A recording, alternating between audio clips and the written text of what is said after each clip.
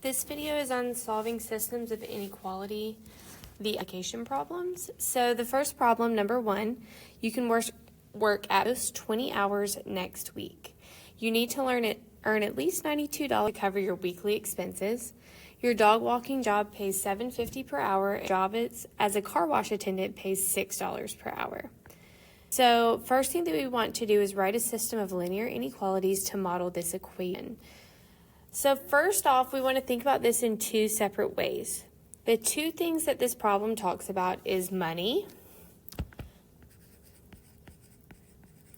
versus time. So when we're talking about money, we have to earn at least $92. This job pays $7.50 and that job pays $6. So $92. Do we need to earn more or less than that? At least means we need to earn $92 or more. So whatever I make for my money needs to be bigger or equal to 92. Now we need to put the pieces of the money together. So we can do $7.50 per hour walking a dog. So X is going to represent walking dogs.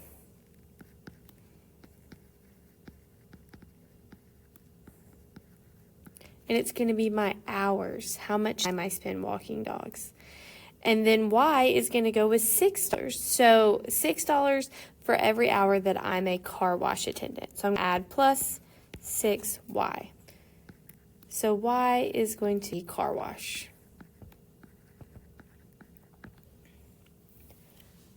And so that is going to be my first inequality. My second inequality is going to just talk about time. It has nothing to do with money. So walking dogs, that's talking about time. So X plus Y, which is my number of hours at the car wash. I can work at most 20 hours next week. So at most means I can work 20 or less. 20 is the highest number that I can work at the car wash. So X plus Y needs to be less than or equal to 20. Because at most means that I can work 20, but I just cannot work anymore. And now we're going to go through and solve our linear inequality. So we did part A. Part B says solve the inequalities for Y. So for the equation, the one that's talking about my money, we're going to solve that for Y. First thing that we need to do is get the term that has Y in it alone. So I need to subtract 750 from both sides. So I take minus 750x from both sides. And when you're moving a term, you have to move the whole term. So that x goes with the 750. This is going to simplify to 0 and leave me with 6y is greater than or equal to negative 750x plus 92. And now to get y alone. To get y alone, I'll divide everything by 6. 6 divided by 6 gives me 1, so 1y is greater than or equal to, and we'll negative 750 divided by 6.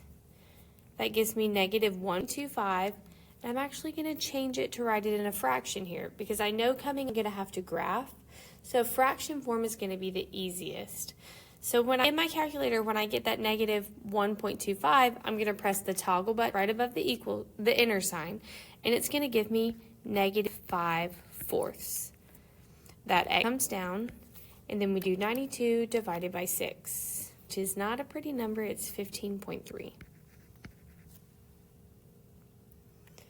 And then the same thing, I'm going to solve for y on my red equation, my equation that's talking about time.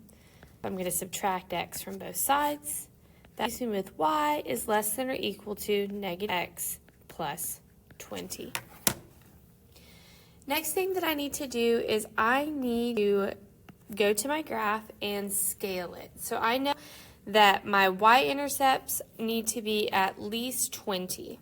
And let's see how many blocks we have. 1, 2, 3, 4, 5, 6, 7, 8, 9, 10, 11, 12.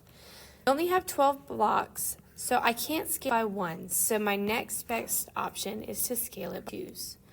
So I'm going to go up by twos. 0, 2, 4, 6, 8, 10, 12, 14, 16, 18, 20, 22, 24. And I'm going to do the same thing on the other side so that we can still count the same.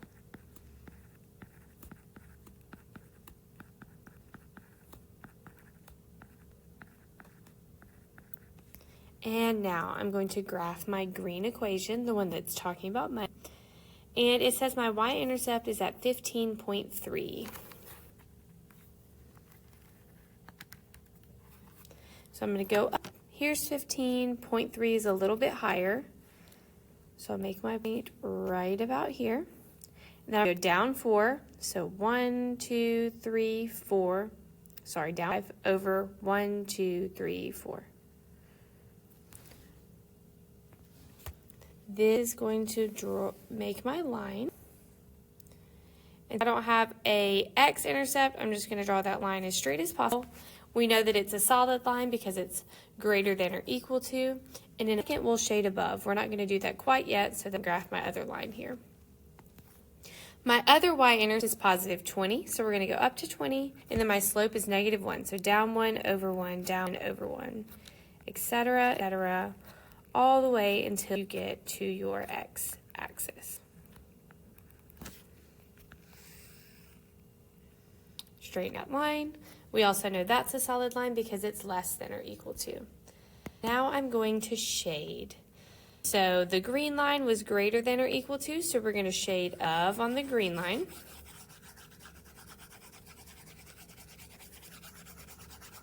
And the red line was less than or equal to, so we're going to shade below the red line. And remember, our solution set is only in the place that's double shaded, which is this area right here. So any of your solutions can be in that double shaded region. You can literally pick any point and it will make the equation correct. So I'm going to come over here and pick a pretty point right in the crosshairs of the graph, such as 8, 10.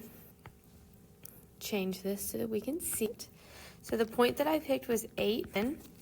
Remember, 8 goes with the number of hours I'm walking my dogs, and 10 goes with the number of hours that I'm at the car wash. So if I wanted to write a sentence explaining this, I would say I can work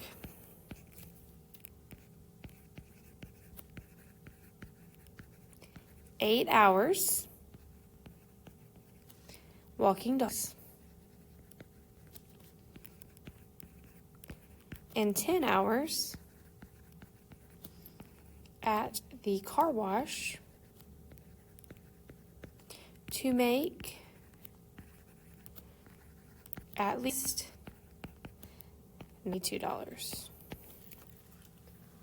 Can solve that to find out exactly how much I'm going to make, but it will be $92 or more because it's in that solution set.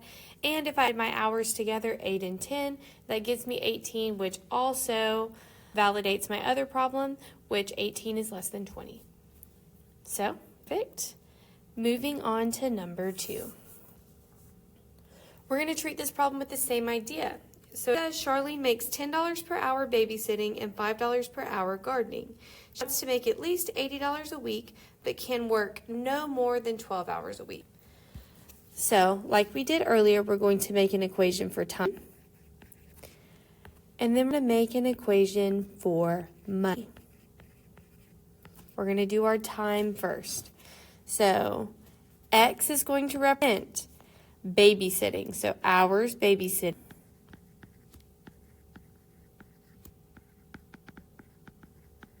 And Y is going to represent hours gardening.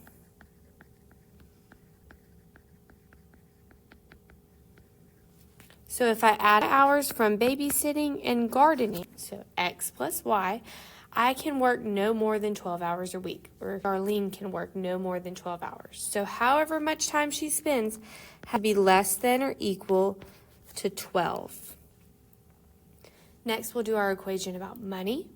So if I make $10 per hour babysitting, so $10 every hour babysitting, because X represents hours babysitting, we'll add $5 per every hour gardening, since Y represents hours gardening, and I need to make at least $80 a week.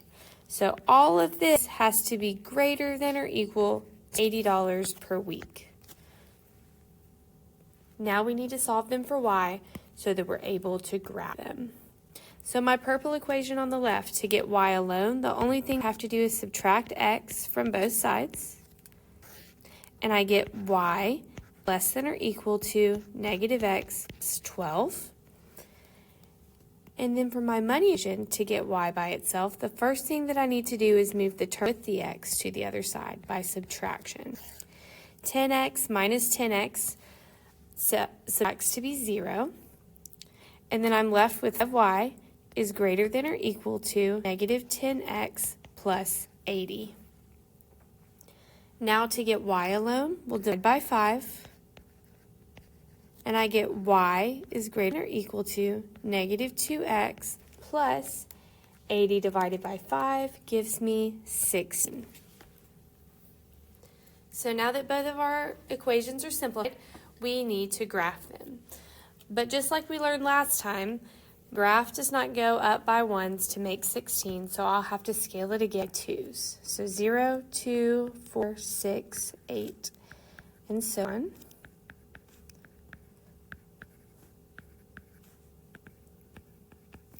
And same for the x-axis.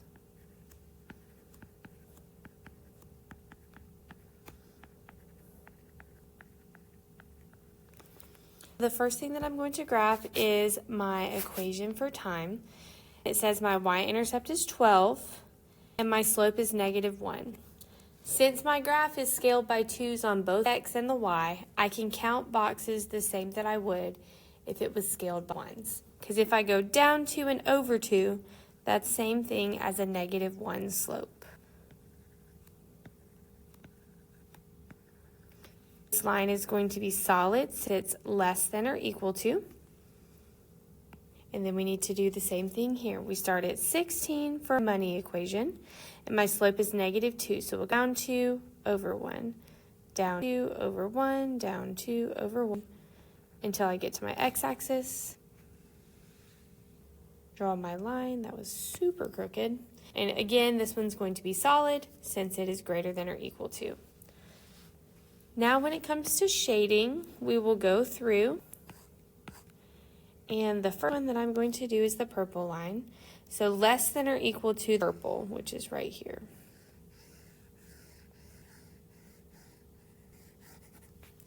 And then I need to do greater or equal to with the green.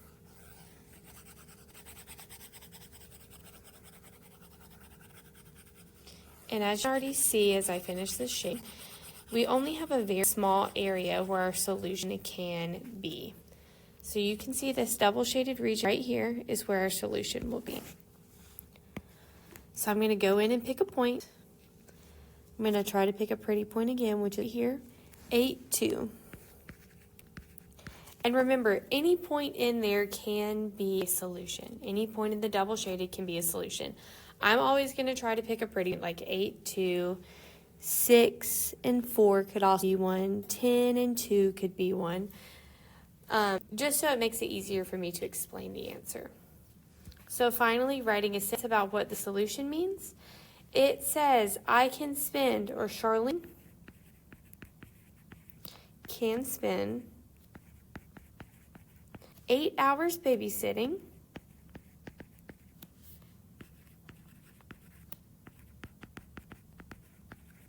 and 2 hours gardening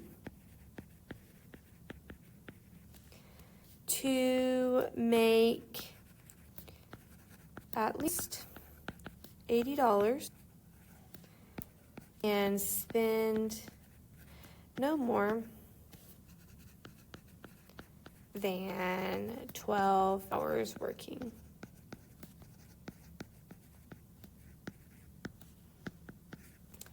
That's all for this one.